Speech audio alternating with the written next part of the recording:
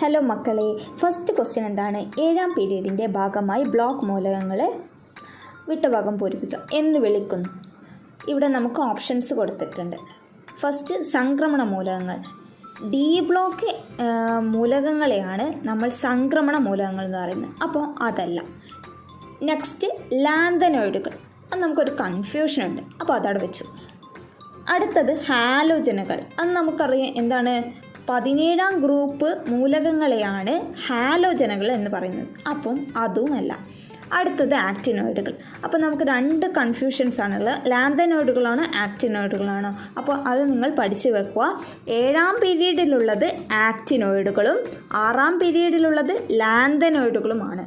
അപ്പോൾ നിങ്ങൾ എന്താണ്, ഏതെങ്കിലും ഒരെണ്ണം കറക്റ്റായിട്ട് മനസ്സിൽ ഓർത്ത് വെക്കുക. അപ്പോൾ കൺഫ്യൂഷൻ ഉണ്ടാവാതെ നിങ്ങൾക്ക് ആൻസർ കറക്റ്റായിട്ട് എഴുതാൻ പറ്റും.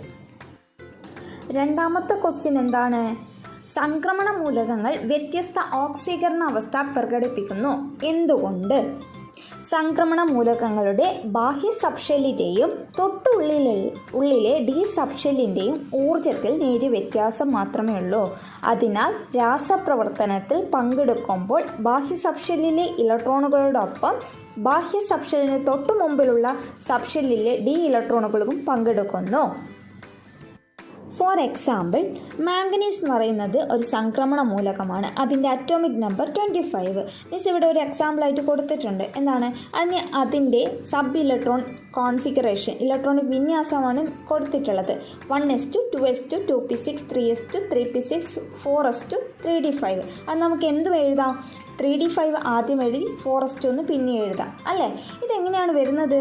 നിങ്ങൾക്കറിയാം, ഊർജത്തിൻ്റെ അടിസ്ഥാനത്തിലാണ് ഇലക്ട്രോണുകൾ ഷെല്ലിൽ നിറയുന്നത് അല്ലേ? അപ്പോൾ 4sനെക്കാട്ടും ഊർജം കൂടുതലാണ് എന്തിനുള്ളത്? 3dയിലുള്ളത്. അപ്പോൾ 4sൽ ഇലക്ട്രോണുകൾ നിറഞ്ഞതിന് ശേഷം മാത്രമേ 3dയിൽ ഇലക്ട്രോണുകൾ നിറയുള്ളൂ.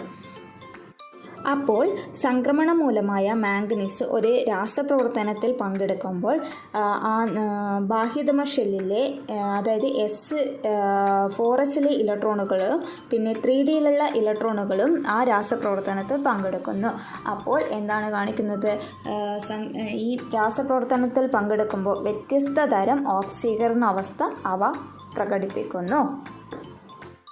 ആൻസർ എഴുതുമ്പോൾ ഈ എക്സാമ്പിൾ എഴുതേണ്ടത്. നിങ്ങൾ അറ്റ്ലീസ്റ്റ് സംക്രമണ മൂലകങ്ങളുടെ ബാഹ്യ സബ്ഷെല്ലിൻ്റെ തൊട്ടുള്ളിലെ ഡി സബ്ഷെല്ലിൻ്റെ ഊർജ്ജത്തിൽ നേരിയ വ്യത്യാസം മാത്രമേ ഉള്ളൂ എന്നെങ്കിലും അറ്റ്ലീസ്റ്റ് എഴുതി വെക്കുക. ഓക്കെ.